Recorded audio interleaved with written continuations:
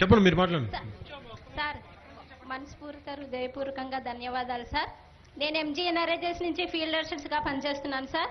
నేను 2008 నుంచి ఇప్పుడు దాకా కొనసాగుతున్నాను సార్. నాకు మా సలుగు పంచాయతీలో మాకు 32 యాప్టేషన్స్ ఉన్నాయి సార్. మాకు 8,000 జీతం మాత్రమే 2008 నుంచి ఇస్తున్నారు సార్. ఇప్పుడుకి వచ్చి మాకు ఎటువంటి ఆదాయం అనేది పెంచలేదు సార్. మేము ఎనీ టైం రోజు ఆన్లైన్లో వర్క్ చేయాలి సార్. కొండలు మీరు ఇప్పుడు మా అంటే మా ఏరియా సైడ్ వచ్చారు కాబట్టి ఇక్కడ ఎంత కొండలు ఉన్నాయి అనేది మీకు అర్థమైంది సార్. మేము ఆడవాళ్ళని, మాకు పెళ్ళయింది, పిల్లలు ఉన్నారు, మాకు ఆ జీతం అనేది సరిపోవట్లేదు సార్. ఎండనక, వాననక, వర్షం అనక, చలి అనక ఉదయాన్నే వెళ్ళిపోయి సాయంత్రం వస్తున్నాం సార్. మా బాధని, మా కష్టాన్ని అర్థం చేసుకుంటారని మనస్ఫూర్తిగా కోరుకుంటున్నాను సార్. మీరు చేస్తారని మాకు ఆశ, ఎంతో ఆసక్తితో మొన్నటి నుంచి మేము వర్క్ చేస్తున్నాం సార్. అదేవిధంగా మీరు మిమ్మల్ని సినిమాల్లో చూడడం తప్పకుండా రియల్ గా ఎప్పుడు చూడడానికి నిజంగా ఐ లవ్ యూ. అలాగే మా బాధని కూడా మా జీతాలు పెంచుతారని ఆశిస్తున్నాను sir. Love you sir. Thank you. ఒకసారి కమ్యూనికేట్. అది 8,000 అమ్మా నమస్కారం.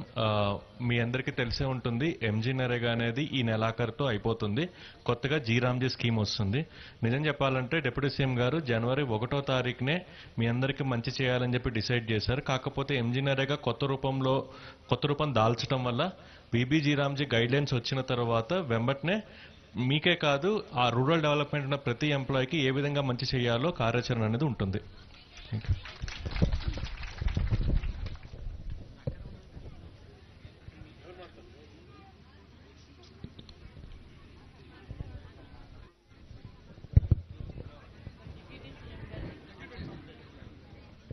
మీరు చూడండి, వీళ్ళని చూడండి.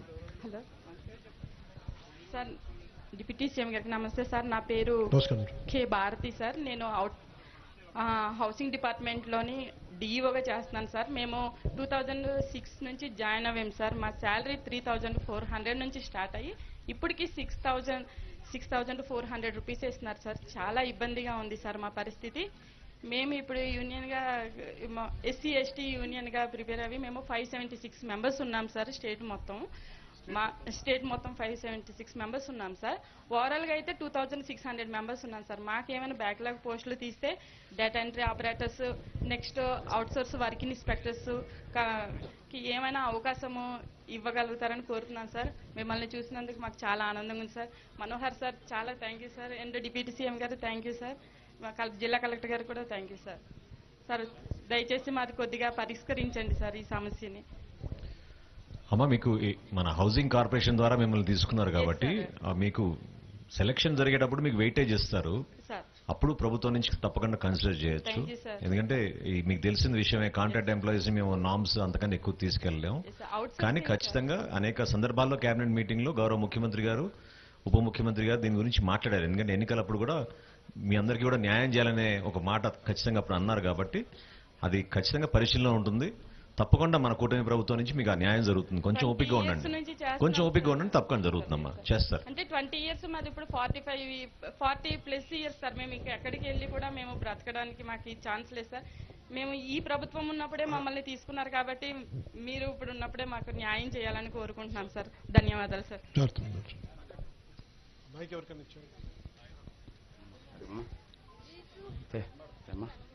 కనిపించావు దయచేసి మరి అంత చాలా సుదూర ప్రాంతం నుంచి వచ్చినటువంటి deputy CM Pawan Kalyan sir గారికి ప్రత్యేకమైనటువంటి నమస్కారాలండి. నా పేరు మామిడి బాలరాజు, నందిగరు గ్రామం. నాకైతే 2 కళ్ళు కూడా కనిపించావు. అయినా కూర్చుందామైనా పడుకుందామని కూడా నిద్ర లేనటువంటి పరిస్థితి. ఇది కిన్ను మరి వెన్నుపూస బేక్ అయింది సార్. దానికి ఏంటంటే నాకు మరి వెళ్ళి హాస్పిటల్లో ఉందామైనా మరి కొంచెం ఆర్థికం మరి నా దగ్గర లేదు.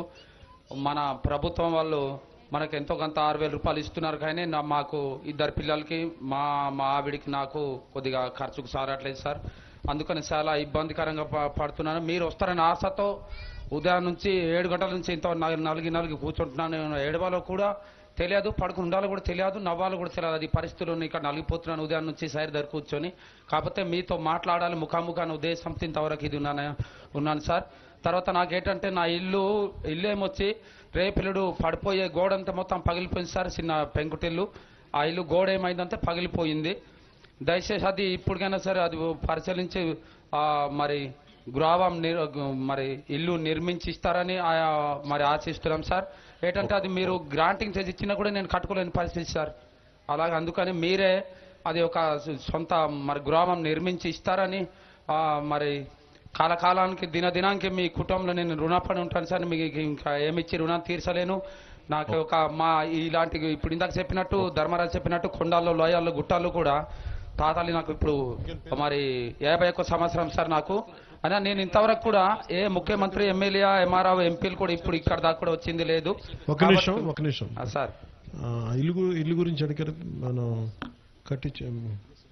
ఖచ్చితంగా ఇల్లు కట్టించి ఇచ్చేస్తాం చెప్తాను. ఒకసారి మన గౌరవ మంత్రి గారు మాట్లాడతారు, మనోహర్ గారు కొన్ని అడుగుతారు, చెప్పండి సమాధానం. కాదు, మీకు ప్రభుత్వ పథకాలు ఏమైనా అందుతున్నాయా? ఇది పెన్షన్ కాకుండా? పెన్షన్ కాకుండా ఏమి లేదు సార్. అది రైతు భరోసా ఇప్పుడు పిఎం కిసాన్ ఉంది కదా సార్, అదేమో ముందు అమ్మగారు ఉంది సార్. అమ్మగారు అకౌంట్లో పడేది అది. ఆ తర్వాత ఏమొచ్చి తర్వాత మా ఆవిడ అకౌంట్ ఇస్తేమో మా ఆవిడలో ఏమంటుందంటే పోస్టాల్లో ఇక్కడ మరి ఎలిజిబుల్ లిస్టులో కొట్టి ఆధార్ కార్డు కొట్టి చూస్తే పోస్టాల్లో పడినట్టు ఉంది సార్. అక్కడ వెళ్ళి పోస్టాల్లో కానీ ఎక్కడ కానీ నొక్కి చూసినా ఏమి చేసినా ఇక్కడ ఏమి లేదు సార్. నిన్న ఇచ్చిన విడతలో మీ పేరుందా లిస్ట్ లో? మీకు వచ్చిన డబ్బులు మీ ఖాతాలోకి? లేదు సార్, అది చూపించలేదు సార్. మొన్నసారి గత నెలలో వేశారు కదా సార్, అవి చూపిస్తే అవి ఏమి రావట్లేదు సార్. ఇంకేం పథకాలు మీకు ప్రభుత్వం నుంచి అందినాయి? ఇంకా నాకు ప్రభుత్వం నుంచి ఏమి లేదు సార్. అందుకని దయచేసి ప్రభుత్వం మన డిప్యూటీ సీఎం సార్కి కోరుకుంటున్నాను ఏంటంటే చిన్నది నాకేమైనా 35 కిలోల బియ్యం వస్తుందా? లేదు సార్. మీకు కార్డు లేదా? రైస్ కార్డు లేదా? కార్డు ఉంది సార్, 20 కేజీలు ఇస్తున్నారు సార్. 35 కిలోల బియ్యం మీకు ఇవ్వడం లేదా? లేదు సార్. ఓకే, అది ఇప్పుడే డిప్యూటీ సీఎం గారు చెప్పారు, ఇప్పుడే శాంక్షన్ చేద్దాం. అది ఆ తర్వాత ఏమొచ్చి చిన్నది ఎక్కడ నుంచి నేను సాలేకపోయినా మా పిల్లలు మా ఆవిడైనా సరే తెచ్చుకొని ఇది అవుతారు.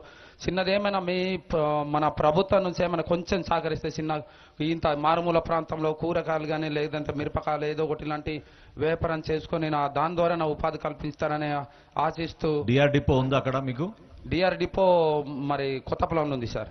డిఆర్ డిపో చేస్తారా? మీకు ఇచ్చేస్తాం ఇమీడియట్ గా మీ కుటుంబానికి. డిఆర్ డిపో అంటే నాకు మరి రాయడం అంటూ రాస్తారు, ఇవాళ లేరు. కుటుంబంలో ఎవరో ఒకరు నేర్పిస్తారు, కలెక్టర్ గారికి చెప్తాను, ఎవరో ఒకరికి మీ తరఫున నడిపించగలుగుతారు. మీతో పాటు ఎవరిని వచ్చారా? మీతో ఎవరిని వచ్చారా కుటుంబ సభ్యులు? మా ఆవిడ ఉంది సార్. ఓకే అమ్మ, నమస్కారం. నిల్చు, ఆమెకి ఇవ్వండి, మైక్ మాట్లాడమ్మా. నీకు డిఆర్ డిపో ఇస్తే చేసుకుంటారమ్మా మీ కుటుంబం? చేసుకుంటారా?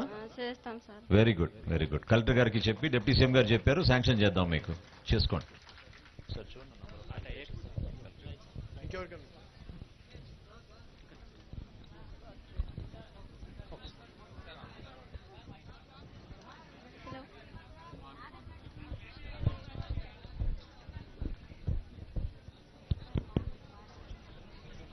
హలో సార్, నమస్తే సార్.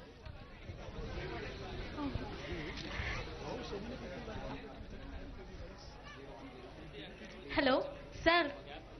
సార్ సీఎం గారు, డిప్యూటీ సీఎం గారు.